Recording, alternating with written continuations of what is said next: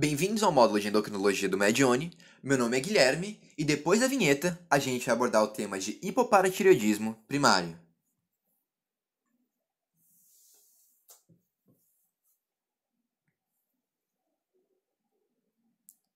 Então, de início, antes da gente realmente falar do tema hipoparatireoidismo primário, que é o assunto da nossa aula, é importante nós relembrarmos alguns conceitos da parte de fisiologia das paratireoides.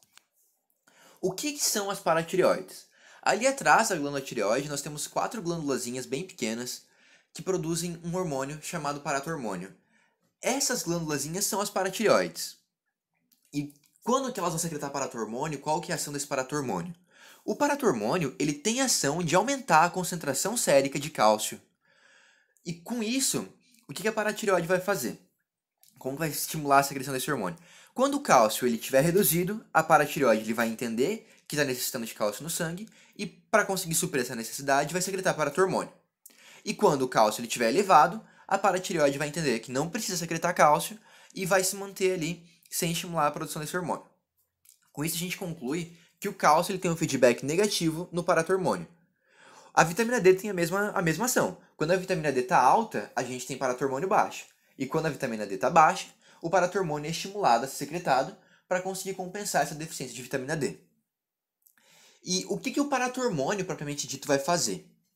A gente tem algumas ações do paratormônio, a primeira delas que a gente vai abordar nessa aula é a ação dele no osso. E no osso, o paratormônio ele vai estimular, então, a desmineralização óssea. O que isso quer dizer e como que ele vai fazer isso?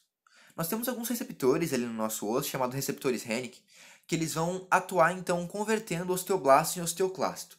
Quando o paratormônio chegar nesse receptor, ele vai estimular, então, uma maior diferenciação celular em osteoclasto, fazendo com que o nosso osso tenha mais esse tipo celular ali nele. E qual que é a ação do osteoclasto? Como vocês devem lembrar, o osteoclasto ele tem ação de remodelação óssea. Ele vai pegar e vai como se fosse comer o osso e secretar cálcio e fosfato no sangue. Já o osteoblasto tem ação inversa. O osteoblasto ele pega cálcio, pega fosfato do sangue e coloca no osso, ele mineraliza o nosso osso. Sendo assim, como o paratormônio estimula o osteoclasto, a concentração sérica de cálcio e fosfato se eleva e a concentração sérica e fosfato no osso ela diminui. Já no rim, que é a segunda ação do paratormônio, ele vai ter uma ação também de aumentar o cálcio sérico, fazendo reabsorção de cálcio no túbulo contorcido distal, só que no fosfato ele vai ter uma ação de secretar esse fosfato na urina, ele vai diminuir a concentração sérica de fosfato, porque ele vai estimular ali no túbulo contorcido distal a secreção desse mineral na nossa urina. Com isso, no balanço final do paratormônio, a gente vai ter um aumento da concentração de cálcio, só que o fosfato vai diminuir, uma vez que ele secreta muito fosfato na urina.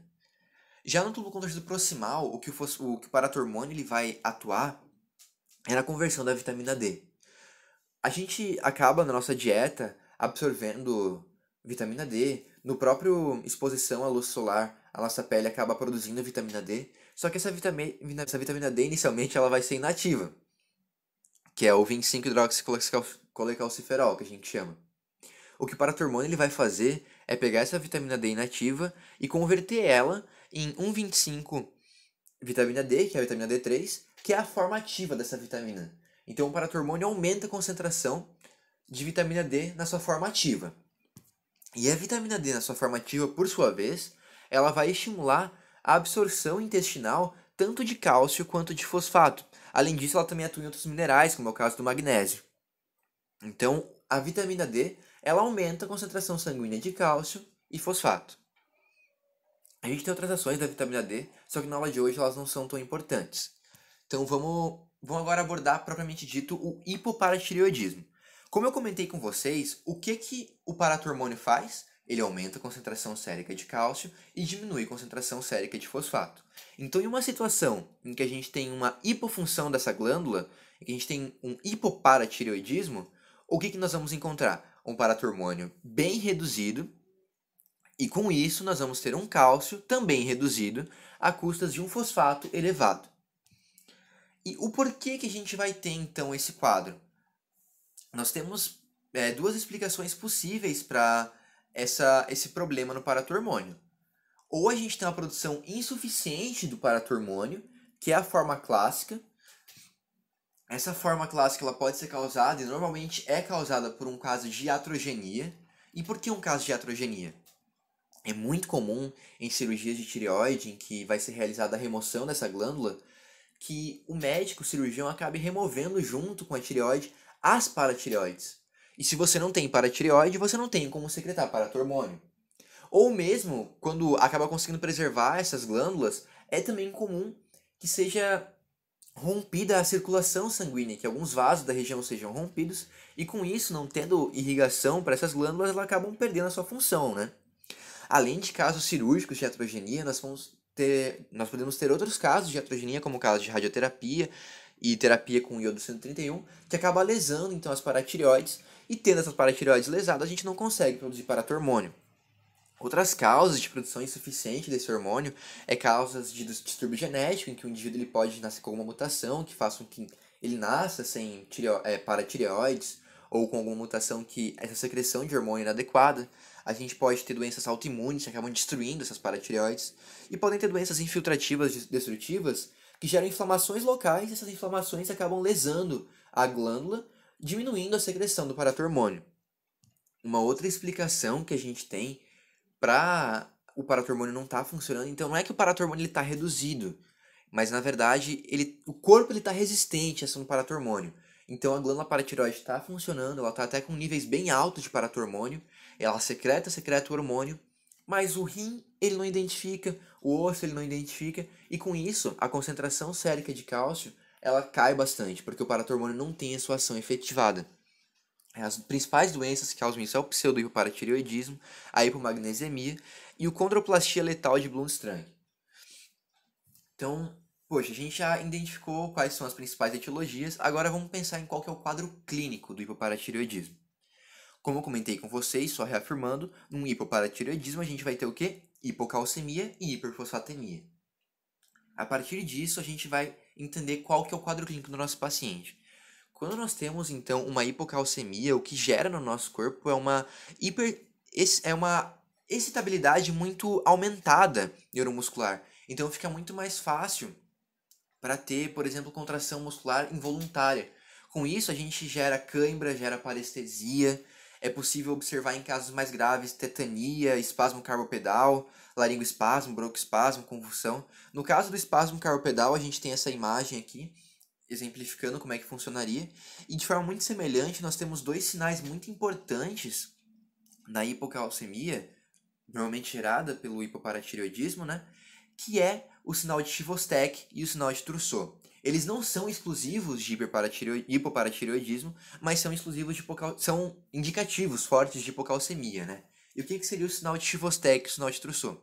O sinal de Chvostek seria, então, em caso de percussão ali próximo do meato acústico, na saída do nervo facial, na percussão do nervo facial, você vai observar uma contração ipsilateral dos músculos da face, como a gente observa nessa imagem. Então, todos os músculos da face do mesmo lado que você percutiu, eles acabam se contraindo, fazendo essa careta, digamos assim. E no sinal de Trousseau, você vai então aferir a pressão do paciente, vai ver qual que é a pressão sistólica e diastólica, somar elas, dividir por 2, fazer uma média, né? E vai inflar o manguito nessa média. Vamos supor que a pressão do paciente está 12 por 8. Então você vai somar, vai ver que a média é 100, a média é 200, dividindo por 2 vai dar 100, então infla o manguito até 100 milímetros de mercúrio e mantém essa pressão durante até 5 minutos. Se o paciente ele tiver um quadro de hipocalcemia, é muito comum então que o sinal de Trousseau esteja positivo, e ele vai fazer essa contração do braço dele. Tem muita gente que chama de mão de parteiro, para mim lembra mão de coxinha, mas enfim, você lembra da forma que fica mais fácil, que é essa mão em que os dedos eles vão estar contraidinhos, juntinhos, e o braço do paciente ele vai estar bem característico, como é o caso dessa imagem. Uma coisa que tem que ficar bem frisado nessa aula é o sinal de Chvostek e o sinal de Trousseau, que são característicos de quadros de hipocalcemia. É muito comum questões abordarem esse tema. Até na próxima aula a gente vai abordar algumas questões sobre isso, então fixe bem isso daí. Sinal de Chvostek é quando você percute o nervo facial e a contração do músculo da face é ipsilateral. O sinal de Trousseau é quando tem essa mão de parteiro, ou mão de coxinha, chame como você preferir. Ambos em quadros de hipocalcemia. um ponto característico do quadro que é no ECG. A gente vai ter um prolongamento do segmento ST e do intervalo QT, como a gente consegue observar aqui, né, nesse slide. O ECG do paciente ele pode também estar com taquicardia e algumas ondas T anormais, mas o característico mesmo é esse prolongamento do intervalo QT. Outro achado característico de questões de hipoparatireoidismo são as calcificações no núcleo da base do cerebelo. Como o fosfato está muito alto, fica facilitado essa questão de calcificação. Então, com isso, a gente tem aqui nessa imagem, por exemplo, aqui nessa região de calcificação, você consegue observar bem característico nos exames de imagem. Adentrando agora no exame laboratorial, o que você vai encontrar então no paciente com hipoparatireoidismo? Eu já falei isso várias vezes na aula, mas retomando, a gente vai ter então um quadro de hipocalcemia, o valor de referência é 8,5 a 10, então vai estar abaixo desse 8,5. Vai ter uma hiperfosfatemia, normalmente o fosfato vai estar elevado, e sempre relembrando que a função renal tem que estar normal. Uma coisa muito importante que a gente tem que relembrar aqui é que alguns pacientes vão se encontrar com hipocalcemia associada a com concentração baixa de albumina, hipoalbuminemia, né? E o que acontece? 40% de todo o nosso cálcio sanguíneo circulante, ele vai estar então circulando no nosso sangue em proteínas, na albumina. Então, se você tiver uma redução drástica da albumina, é esperado também que tenha uma redução do cálcio, mas não porque tem alguma patologia envolvendo ali o hipoparatireoidismo ou algo do gênero, não. O motivo é uma redução da albumina mesmo. Tanto que tem o que se sabe hoje é que você reduzir 1 grama por decilitro de albumina, a gente vai cair 0,8 gramas por decilitro de cálcio. A partir disso, a gente tem uma fórmula que faz essa correção do cálcio em função da albumina. Então, caso você pegue um paciente com hipocalcemia e vê que a albumina dele está abaixo de 4, ela está reduzida, você pode aplicar essa fórmula. E qual que seria essa fórmula? Você vai pegar o cálcio encontrado desse paciente e vai somar a 0,8 multiplicado por 4 menos a albumina sérica encontrada. Tá, acho que ficou meio confuso falando assim, então a gente trouxe um exemplo aqui hoje para você. Suponha-se que o teu paciente está com cálcio de 8. Então ele está um pouquinho reduzido, mas está quase ali no valor de normalidade. E a albumina dele está em 3. Poxa, a albumina dele está reduzida em 1 miligrama. O que a gente vai encontrar nesse paciente? Será que o cálcio dele realmente está reduzido? Ou é causado por conta dessa redução de albumina, o cálcio sérico dele? Então, a gente vai ter que corrigir o cálcio dele. Como é que você vai corrigir? Vai fazendo aquela fórmula ali. Você vai fazer o 8 miligramas por decilitro, que é a concentração que o teu paciente tem, e vai somar a 0,8 multiplicado por 4 menos 3. Então, no final das contas, vai ficar 8 mais 0,8, que é 8,8. Então, o cálcio sérico desse indivíduo estava normal. A causa de base era hipoalbuminemia, que fez com que o cálcio tivesse reduzido. Agora, outros exames importantes, né, que tem que ser feito é a questão do paratormônio. Então, se a gente está com um hipoparatireoidismo, que se espera que o paratormônio esteja, então, reduzido. Até mesmo indetectável, em casos em que a gente, por exemplo, fez iatrogenia e removeu toda a glândula, ou que teve algum processo do organismo que lesou todas as glândulas, a gente vai tentar um paratormônio indetectável. Mas em alguns indivíduos a gente pode encontrar esse hormônio em níveis normais. E isso também é indicativo de hipoparatireoidismo pelo seguinte: se o nosso cálcio está muito reduzido, o que se espera é que a glândula comece a produzir muito paratormônio para compensar esse cálcio reduzido. Então, se o paratormônio está normal, isso não é esperado. Nesse caso de hipocalcemia, realmente o esperado é que ele estivesse elevado, né? Indicando então a possível hipoparatireoidismo. Além disso, é importante analisar a vitamina D3, esperado que ela esteja baixa, uma vez que o paratormônio faz a conversão de vitamina D em vitamina D3. A fosfatase alcalina normalmente permanece inalterada. A gente vê que a calciúria de 24 horas ela também está reduzida. E é importante você sempre dosar o magnésio para ver se o paciente não está com hipomagnesemia e essa hipomagnesemia que está causando o hipoparatireoidismo. Então, quais são os principais diagnósticos diferenciais? Como eu comentei com vocês, a vitamina D, principalmente a D3 no caso, né, ela atua reabsorvendo cálcio e fosfato. Então, casos em que a vitamina D ela tá bem reduzida, a gente encontra casos de hipocalcemia. Mas junto com a hipocalcemia, a gente vai ter também uma hipofosfatemia, uma vez que os dois micronutrientes, os dois minerais, né, vão estar sendo prejudicadas na sua absorção intestinal. Além disso, nós temos outra patologia que também pode acabar dando um diagnóstico diferencial com a hipoparatireoidismo, que é a síndrome da fome óssea. Então, após uma cirurgia, normalmente de paratireoide, é comum que o nosso corpo ele acaba fazendo uma reabsorção muito grande de cálcio e fosfato para dentro do osso, fazendo uma mineralização óssea muito acentuada, fazendo com que os níveis séricos de cálcio e fosfato se decaiam bastante. A gente pode ter o caso de distúrbios do magnésio, principalmente envolvendo hipomagnesemia, porque o magnésio baixo ele acaba atuando de forma prejudicial no paratormônio, ele vai fazer com que secrete menos paratormônio, com que esse paratormônio ele tenha uma ação reduzida, fazendo uma espécie de resistência ao paratormônio. Então sempre é importante fazer esse diagnóstico diferencial com a hipomagnesemia. E temos outras doenças, como pancreatite aguda, hiperfosfatemia, metástase e assim vai. Mas as principais são essas daí que eu já tinha comentado. E por fim, como é que a gente vai realizar o tratamento dessa doença? O tratamento ele vai consistir basicamente na reposição de cálcio e reposição de vitamina D. E como que eu vou saber se esse tratamento ele deve ser feito via oral ou intravenoso? No caso de hipocalcemia aguda, é importante a gente fazer intravenoso caso os sintomas eles estejam já acentuados, eles estejam com sintomas mais graves, como tetania, laringoespasmo, broncoespasmo, ou alguns sintomas neurológicos, como convulsão, ou perda de consciência, ou redução do nível de consciência, ou alguma insuficiência cardiovascular também. Então, caso os sintomas estejam mais graves, a gente faz reposição endovenosa. E como é que é essa reposição? A gente tem uma substância chamada gliconato de cálcio, que a cada 10 ml dessa substância a gente vai ter 90 mg de cálcio. A partir disso, você vai pegar 10 ml dessa substância e vai colocar em 100 ml de soro glicosado. E vai fazer uma infusão contínua por 10 minutos, por 10 minutos desses 100 ml de soro no teu paciente. Após isso, vai ser feito sim agora uma infusão contínua de 15 mg de cálcio por quilo, diluído em 1 litro de soro glicosado. E como que você vai saber quanto então de cálcio que vai ter? Você vê qual é o peso do teu paciente, vamos supor que ele tem, sei lá, 50 quilos. Então a gente vai ter que ter 75 mg de cálcio. E daí você faz uma regrinha de 3 básica. A gente tem 90 mg de cálcio em 10 ml. A partir disso, você faz uma regrinha de 3 e descobre quanto que você tem que ter de gliconato de cálcio nesses 100 ml. Nesses 1 litro de soro glicosado, desculpe. Então você colocou a quantidade adequada de gliconato de cálcio ali. Você vai infundir no teu paciente junto com 1 litro de soro glicosado por 50 ml por hora. E com isso, no final de todo esse tratamento, a gente vai ter normalmente uma elevação do cálcio em 2 mg por decilitro.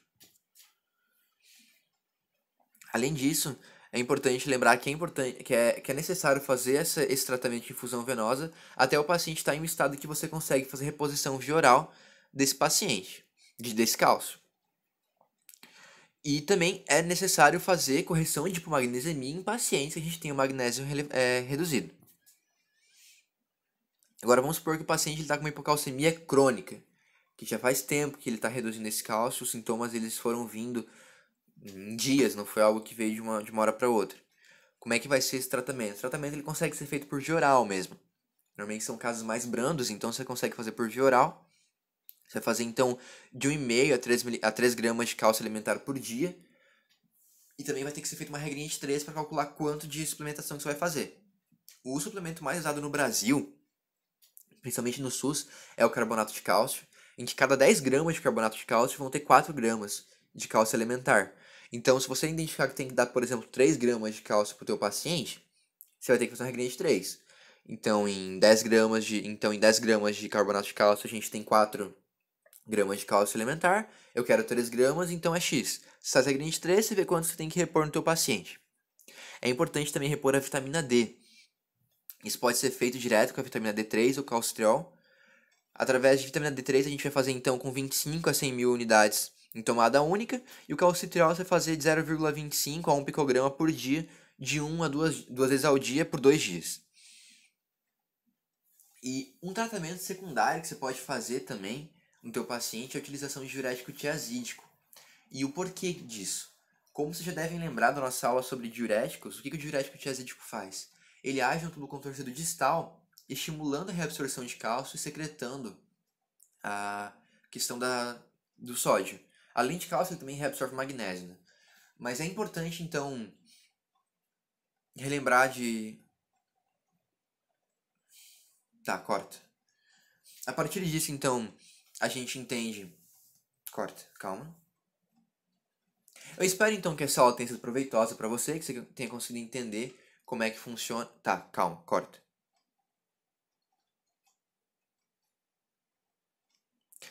Sendo assim, o diurético tiazídico pode ser... Corta. Sendo assim, o diurético tiazídico também pode ser utilizado para aumentar o cálcio como uma terapia secundária. A partir disso, eu espero que você tenha compreendido bem como é que funciona a questão da hipocalcemia, envolvendo o hipoparatireoidismo primário, como que faz o diagnóstico e o tratamento. E eu espero você na próxima aula, onde a gente vai resolver alguns exercícios de hipoparatireoidismo e hiperparatireoidismo.